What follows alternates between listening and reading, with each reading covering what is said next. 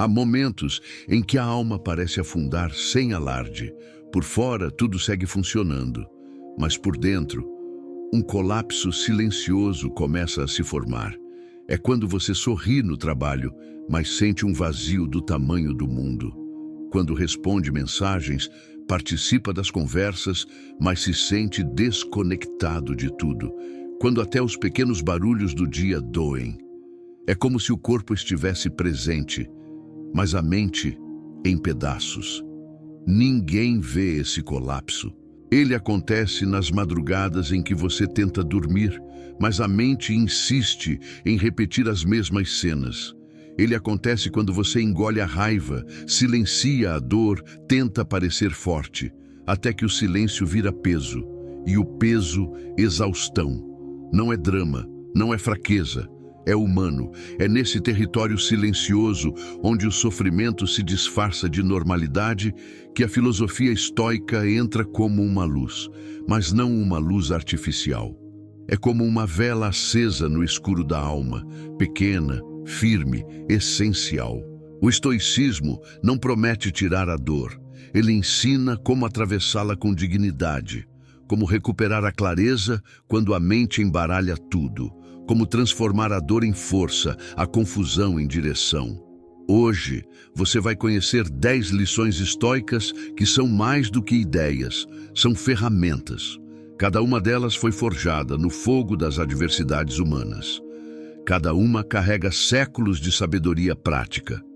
E todas têm um só propósito: tornar sua mente mais forte do que qualquer circunstância.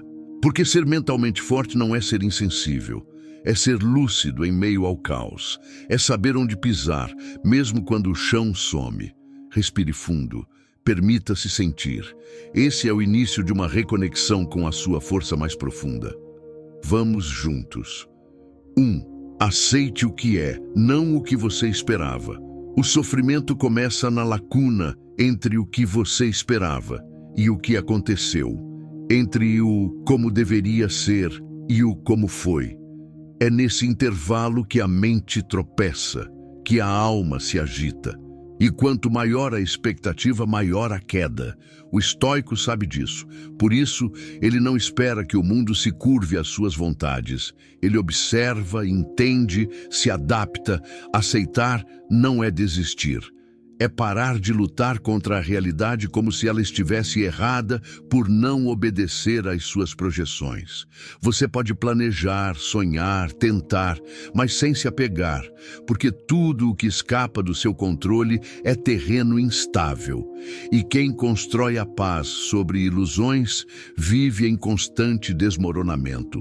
Sêneca dizia: esperar que tudo aconteça como desejamos é o caminho mais curto para a frustração. Quando você solta a expectativa, o presente se revela. E no lugar da rigidez, nasce uma leveza estranha. A leveza de quem parou de exigir que o mundo fosse perfeito e começou a agir com sabedoria dentro do que é possível. Reflita sobre isso por um momento.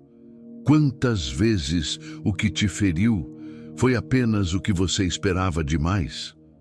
2. Você não é seu passado. Há pessoas que não vivem, elas repetem. Repetem os mesmos medos, os mesmos padrões, os mesmos rótulos que aceitaram em algum momento do passado. Eu sou assim mesmo. Eu sempre erro nisso. Eu nunca consigo. E sem perceber, se trancam dentro de uma história antiga, como se a vida fosse uma sentença e não um processo em aberto. O estoicismo ensina o contrário. Para um estoico, o que importa não é o que você foi, mas o que você faz agora. Epicteto dizia que ninguém é definido pelos acontecimentos que sofreu, mas pela forma como decide responder a eles. E isso muda tudo. Porque o passado pode ter te machucado, mas não precisa te definir. Suas cicatrizes não são seus limites. Elas são só marcas do caminho. Imagine um rio. Ele nunca é o mesmo, mesmo quando passa pelo mesmo lugar. Você também. A cada dia, você tem o direito e a responsabilidade de escolher de novo, de deixar para trás uma versão de si que já não serve, de abrir espaço para algo que ainda está nascendo dentro de você. Não é fácil soltar, mas é necessário, porque carregar uma identidade fixa é como usar roupas que já não cabem mais. E viver apertado sufoca. Reflita, que parte sua você continua carregando?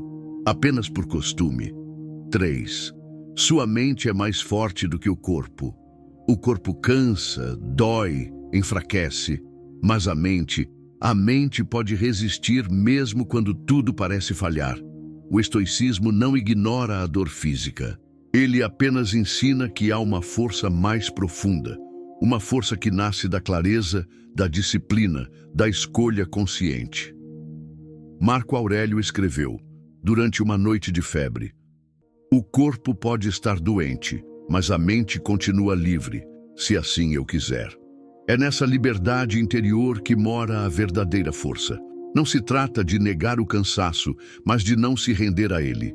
De entender que há uma distância entre o desconforto e o desespero. E essa distância é preenchida pela sua decisão. Muitos suportam dores intensas, mas se quebram diante de uma crítica. Outros carregam fardos físicos pesados, mas desmoronam com a solidão. Porque não é o peso que define sua queda, e sim o quanto sua mente está treinada para sustentar.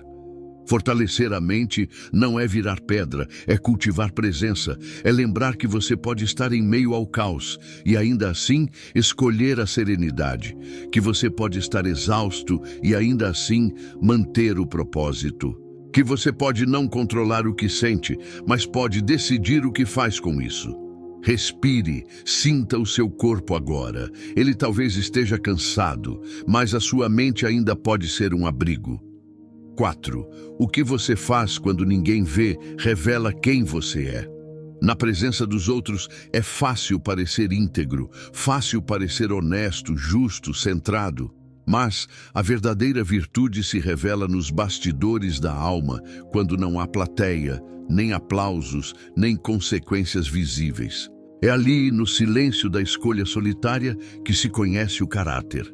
O estoicismo sempre valorizou essa integridade invisível, porque para o estoico, agir bem não é uma performance, é um compromisso íntimo com a própria consciência. É decidir pelo certo, mesmo quando seria mais fácil, mais rápido ou mais conveniente escolher o contrário. Marco Aurélio escreveu: a melhor vingança é ser diferente daquilo que te feriu. Isso só é possível quando você é fiel aos seus valores, mesmo quando ninguém mais cobra isso de você. E por que isso importa tanto? Porque é fácil se perder quando se vive apenas para agradar ou impressionar. A cada vez que você traz sua verdade para se encaixar, uma parte sua se apaga. A cada vez que mente para não desagradar, enfraquece sua própria confiança interna. Mas quando você faz o que é certo no silêncio, a alma se fortalece em silêncio também. Pergunte-se com honestidade: quem você tem sido quando ninguém está olhando? 5. Nem tudo merece sua reação. Há momentos em que o mundo nos cutuca, uma crítica, uma provocação, uma injustiça, e tudo dentro de nós quer revidar. É instintivo. Como se responder no impulso fosse uma forma de se proteger. Mas o estoico sabe: reagir é se tornar escravo do outro. Responder é manter a liberdade interior intacta. Epicteto ensinava que entre o estímulo e a resposta existe um intervalo, e é nesse intervalo que habita a nossa maior força. Quando você se apressa em reagir, entrega o controle ao que te feriu. Quando escolhe responder com consciência, resgata o domínio sobre si. Não é sobre ser passivo, é sobre ser sábio. É sobre entender que nem toda provocação merece resposta e que o silêncio também pode ser uma forma de poder. Imagine a mente como um lago. Quando você reage sem pensar, joga pedras nesse lago. A água se agita, fica turva, mas quando você respira, observa e escolhe, a água permanece calma, e é na calma que se vê o fundo. É na calma que se enxerga com clareza. Reflita. Quantas vezes você se arrependeu, não do que sentiu, mas do que fez no impulso? 6. A dor é uma mestra disfarçada. Poucos percebem, mas a dor é uma professora que não grita, ela sussurra. Ela não chega para punir, mas para despertar. Cada desafio, cada perda, cada frustração traz em si uma pergunta silenciosa. O que você precisa ver, que ainda se recusa a enxergar? Para os estoicos, a adversidade é parte do caminho. Não é uma exceção, é o próprio método. Sêneca dizia: o fogo prova o ouro, a adversidade prova os fortes. Mas essa força não nasce da dureza. Ela nasce da capacidade de extrair sentido daquilo que fere, de transformar sofrimento em lucidez, de trocar o "por que isso está acontecendo comigo" pelo "o que isso está tentando me ensinar". Há quem passe por crises e apenas endureça, mas há quem atravesse as mesmas dores e se torne mais generoso, mais sábio, mais sereno. A diferença não está na dor em si, mas na forma de caminhar com ela. Porque sofrer todos sofrem, mas nem todos aprendem. E quando você aprende, a dor já não é castigo, é lapidação. Permita que essa ideia te atravesse por um instante. E se aquilo que mais te doeu for também aquilo que mais pode te ensinar? 7. O tempo é a sua verdadeira riqueza. Você pode perder dinheiro, perder status, perder pessoas e ainda assim reconstruir. Mas o tempo que se vai não volta. Ele é o bem mais escasso e, paradoxalmente, o mais desperdiçado. E o mais cruel é que nem sempre o desperdiçamos por prazer. Muitas vezes, gastamos nosso tempo tentando agradar quem não vê, tentando controlar o que escapa, tentando resolver o que nem é nosso. Marco Aurélio escreveu: você age como se tivesse tempo infinito, mas a morte caminha ao seu lado. Essa frase não é mórbida, é libertadora. Ela nos convida a despertar. Porque quando você percebe a finitude do tempo, cada instante se torna valioso. Cada escolha mais consciente. Cada sim mais inteiro. Cada não mais necessário. Ser dono do seu tempo não é viver correndo, é viver presente. É alinhar suas horas com o que realmente importa. É deixar de ser refém do que é urgente, para servir ao que é essencial. É entender que toda vez que você diz "não tenho tempo", talvez esteja dizendo "isso não é prioridade". Reflita, com o que ou com quem você tem gasto o tempo da sua vida? 8. Reclamar é um veneno sutil. Reclamar pode parecer inofensivo, um desabafo, uma forma de aliviar a tensão. Mas com o tempo, esse hábito molda a mente. E sem perceber, você começa a enxergar tudo com lentes de escassez. Nada é suficiente. Nada é justo. Nada está certo. E quanto mais você reclama, mais impotente se sente. É como se estivesse afundando, enquanto grita por socorro dentro da própria cabeça. O estoicismo não nega a dor, mas também não a idolatra. Ele ensina que diante do sofrimento há dois caminhos: reclamar ou transformar.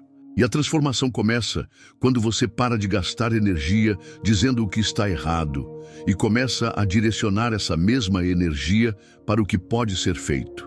Agir, ainda que pequeno. Mudar, mesmo que aos poucos. Redefinir, mesmo que silenciosamente. Sêneca dizia: quem sofre antes que seja necessário, sofre mais do que o necessário. Reclamar é sofrer em dobro.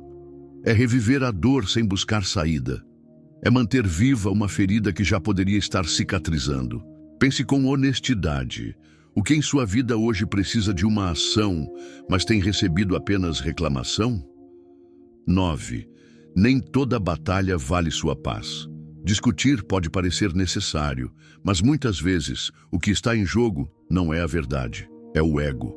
A necessidade de ter razão, de vencer o argumento, de provar que o outro está errado.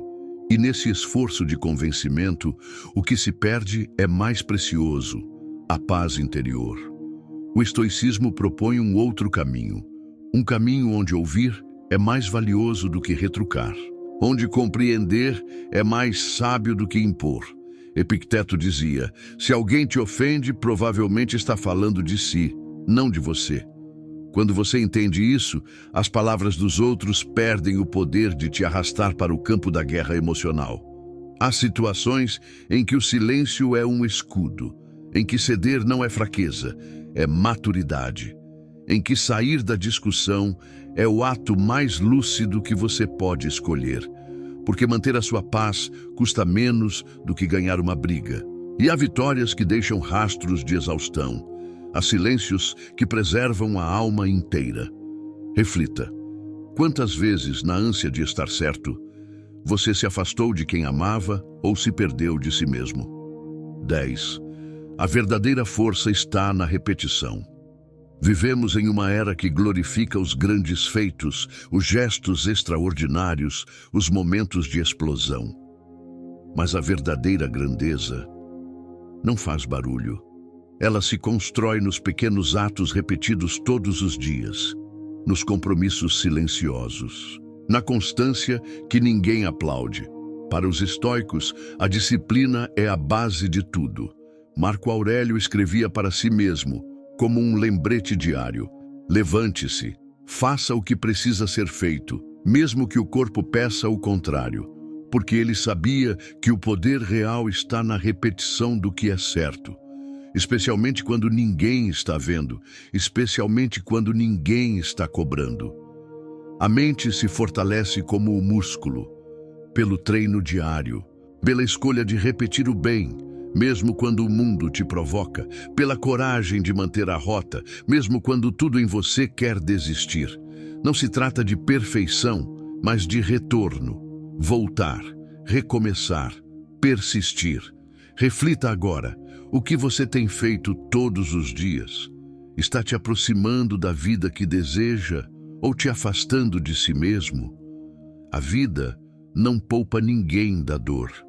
Todos, em algum momento, vão se sentir perdidos, exaustos, quebrados, mas nem todos saberão o que fazer com isso. Os estoicos não nasceram imunes à dor. Eles apenas aprenderam a não desperdiçá-la, a transformá-la, a usá-la como pedra de construção. Cada uma dessas 10 lições é como um instrumento afiado. Elas não são respostas prontas, são caminhos, ferramentas para quando o caos vier, para quando a alma pesar, para quando a mente falhar. E elas funcionam, porque não são teorias, são práticas, são decisões diárias, são lembranças vivas de que você pode ser mais forte do que o que te quebra. Tornar-se mentalmente forte não é endurecer, é suavizar a reatividade, é escolher com calma, é cultivar presença, é lembrar todos os dias que sua mente é sua casa e que você pode limpá-la, fortalecê-la, silenciá-la. Você não precisa controlar o mundo, mas pode aprender a se conduzir dentro dele. Se isso tocou algo em você, compartilhe com quem também sente demais em silêncio. Curta, se inscreva e permita que a filosofia estoica transforme também a sua dor em força. Porque há uma serenidade possível, mesmo nos dias mais difíceis, e ela começa dentro de você.